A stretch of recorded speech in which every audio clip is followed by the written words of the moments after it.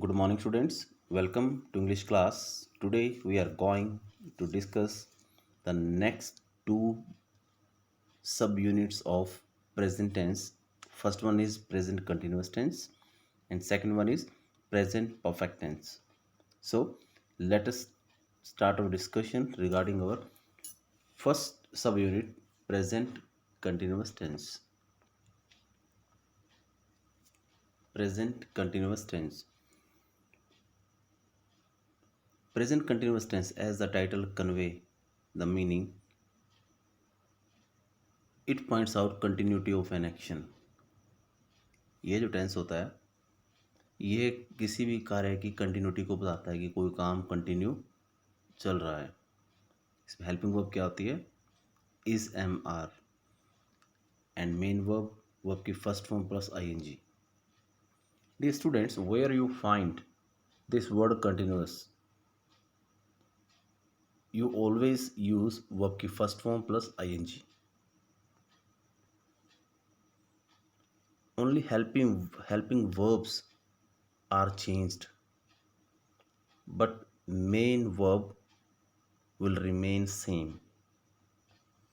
सिर्फ helping verbs बदलती है और जो मेन वर्ब वो सेम ही रहती है। If you will talk about past continuous tense, then there will be verb की first form I N G in the main form, main verb. in future continuous tense you will find the main verb की first form plus ing. What will be different? Only helping verb will be changed. So in this tense helping verb will be is mr and main verb की first form plus ing. And what will be the sentence formation? Subject plus is mr plus verb की first form ing plus object. And negative formation subject plus is mr plus not plus verb की first form plus ing plus object. Interrogative case में क्या होता है? जो helping verb है वो पहले आ जाती है एंड आफ्टर आता है subject. So is am are plus subject plus verb की first form ing plus object. And interrogative plus negative में is am are plus subject plus not plus verb की first form ing plus object. And you know very well how to use helping verb is mr. We use am with I. We use is with he, she, it, name and singular. We use are with we, you, they and plural. And from translation point of view, if you find रहा है, रहे है, रही है at the end of any sentence, then you will use is mr plus verb की first form plus ing. Examples like birds are flying in the sky. पक्षी आसमान में उड़ रहे हैं.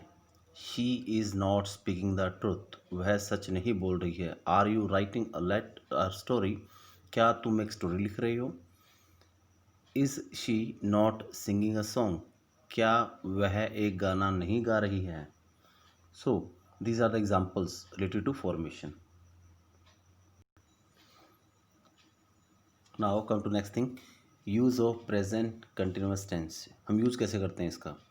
First, for an action that is going on at the time of speaking. मतलब उस काम के लिए हम इसका यूज़ करते हैं या उस काम को व्यक्त करने के लिए जो बात करते टाइम चल रहा हो. जैसे I am teaching and you are learning. मैं पढ़ा रहा हूँ, आप सीख रहे हो. He is writing a letter. वह पत्र लिख रहा है. She is playing football. वह फुटबॉल खेल रही है. सेकंड, फॉर एन एक्शन, उस काम के लिए दैट इज़ गोइंग ऑन, जो चल रहा है, but not necessarily at the time of speaking. ये नहीं कि वो काम बात करते टाइम भी चल रहा हो. जैसे they are building a new house these days. आजकल वो नया मकान बना रहे हैं. अब मकान बना रहे हैं तो इसका मतलब ये नहीं है कि मतलब कि वो ईंटें वगैरह ब्रिक्स वगैरह अपने हाथ में लिए घूमता रहेगा दिखाने के लिए कि ये देखो भाई हम मकान बना रहे हैं. मीन्स कंस्ट्रक्शन का काम कहाँ चल रहा है? कंस्ट्रक्शन का काम घर पे चल रहा है। I am writing a book on mathematics, मैं मैथमेटिक्स पे एक बुक लिख रहा हूँ। अब ये तो है नहीं कि बुक आप एक दिन में लिख देते हो। बुक, कोई भी बुक है उसको लिखने में महीने लग जाते हैं। ओके, सो उस काम के लिए जो चल रहा हो, पर ज़रूरी नहीं कि बात करते टाइम चले, बट रियलिटी में चल रहा हो continuously. So now come to next rule for future planning या फॉर प्लान्ड फ्यूचर। जब भी आपने कोई फ्यूचर की प्लानिंग कर रखी है ऑलरेडी, तो उसके लिए हम क्या यूज़ करते हैं? प्रेजेंट कंटिन्यूअस का ही यूज़ किया जाता है। जैसे वी आर गोइंग टू डाली, वी आर गोइंग टू डाली टुमारो, हम कल दिल्ली जा रहे हैं। हो सकता है कि मे भी घर पे गेस्ट आ जाए, हम ना जा पाएँ। ये प्लानिंग है, प्लानिंग पोस्टपोन हो सकती है। Second one is we are holding a seminar next month, अगले महीने हम एक सेमिनार करने जा रहे हैं। तो एक प्लानिंग है, हो भी सकता है और नहीं भी। फोर्थ है for an action that has become a habit for doing it over and over again, मतलब उस काम के लिए जिसको करने बार बार आपकी आदत बन चुकी है। Like she is always asking questions, वह हमेशा से क्या क्वेश्चन पूछ रही है, ये मतलब उसकी बार बार क्वेश्चन करना क्या उसकी आदत बन चुकी है। दे आर कॉन्स्टेंटली डिस्टर्बिंग अस, वे लगातार डिस्टर्ब कर रहे हैं हमें। तो ये क्या है, मतलब उनको हमें डिस्टर्ब करना उनकी क्या आदत बन चुकी है। And very important thing, this tense is use with the words like at this time, at present, at the moment, now, nowadays, these days, etcetera. अगर ये वर्ड मिलते हैं आपको तो आप समझ जाना कि वाक्य कौन सा ये प्रेजेंट कंटिन्यूस टेंस का सेंटेंस है। Next one is present perfect tense. जैसा कि नाम से पता चलता है हमें, परफेक्ट मीन्स कोई भी work that has been completed, जो काम कंप्लीट हो चुका है। Wherever you find this word perfect, you always use verb की थर्ड फॉर्म। ओके, सो इसमें हेल्पिंग वर्ब क्या होती है? हैज़ और हैव, और मेन क्या होती है? वी थ्री मीन्स वर्ब की थर्ड फॉर्म। ये क्या इंडिकेट करता है? Perfectness of any action, of any work, completeness of any work, किसी भी कार्य कंप्लीट होने की ओर इशारा करता है in present time. Sentence formation, subject plus has have plus verb की third form plus object. And negative formation क्या होती है इसकी? Subject plus has not, have not plus verb की third form plus object. Interrogative, has have plus subject plus verb की third form plus object. Interrogative plus negative, has have plus subject plus not plus verb की third form plus object.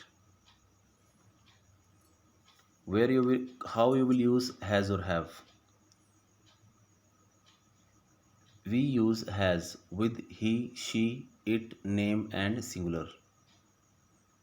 And we use have with I, we, you, they and plural.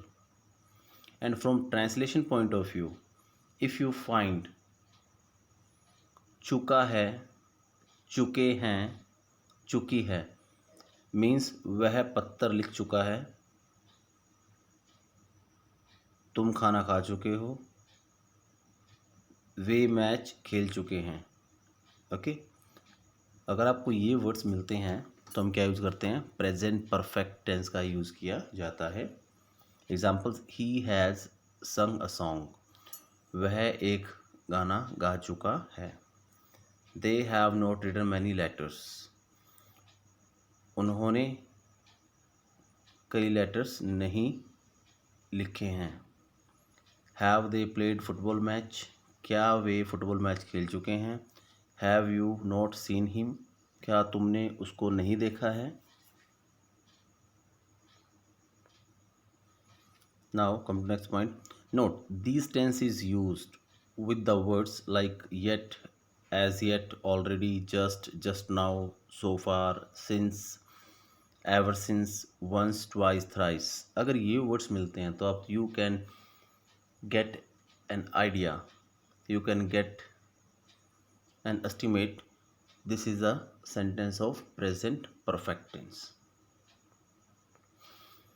Use of present perfect tense.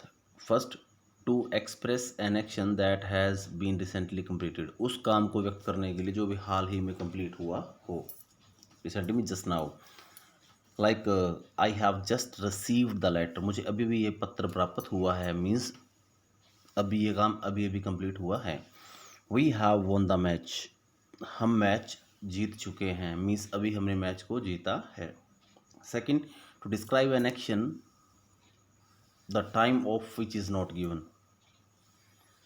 मतलब उस काम के लिए जो काम तो complete हो चुका है बट उसका टाइम नहीं दिया गया है। जैसे they have left for America, वो अमेरिका के लिए निकल चुके हैं, अब ये नहीं पता कि निकले कब हैं।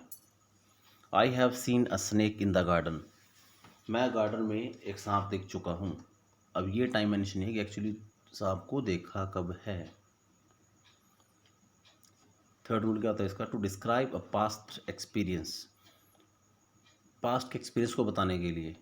जैसे I have seen this pictures, I have seen this picture every time, I have seen this picture several time, I have seen this picture many time, मैं इस पिक्चर को कई बार देख चुका हूँ, हर बार देख चुका हूँ। तो ये क्या आपका पास्ट एक्सपीरियंस है। जैसे I have seen the Taj Mahal twice, मैं 2 बार ताजमहल को देख चुका हूँ। I have seen the Taj Mahal twice, मैं ताजमहल को 2 बार देख चुका हूँ। फोर्थ एग्जाम्पल है, fourth rule, for an action, उस काम के लिए दैट हैज़ बीन कंप्लीटेड, जो कंप्लीट तो हो चुका है but whose effect is still continuously, उसका जो प्रभाव है वो अभी भी चल रहा है। जैसे I have completed my work, मैं मेरा काम कंप्लीट कर चुका हूँ, means now I am free, अब काम कंप्लीट हो गया तो उसका प्रभाव क्या है, अब मैं फ्री हूँ। He has eaten all the fruits, वह सारे फ्रूट्स खा चुका है, अब क्या है उसका प्रभाव क्या होगा, जब सारे फ्रूट्स खा लिए तो फ्रूट बचेगा ही नहीं कोई। So now no more available for you, अब तुम्हारे लिए और नहीं है। इट मीन्स इफेक्ट क्या है इसका, कि सारे फ्रूट खाए जा चुके हैं, अब प्लेट में कोई फ्रूट नहीं है। Okay, so dear students, today we have discussed 2 sub units of present tense, present continuous and present perfect. One sub unit is still left, present perfect continuous. So I request you to listen all these rules twice and thrice, to watch it twice and thrice, so that you can easily understand all these rules. So till then, thanks and have a nice day.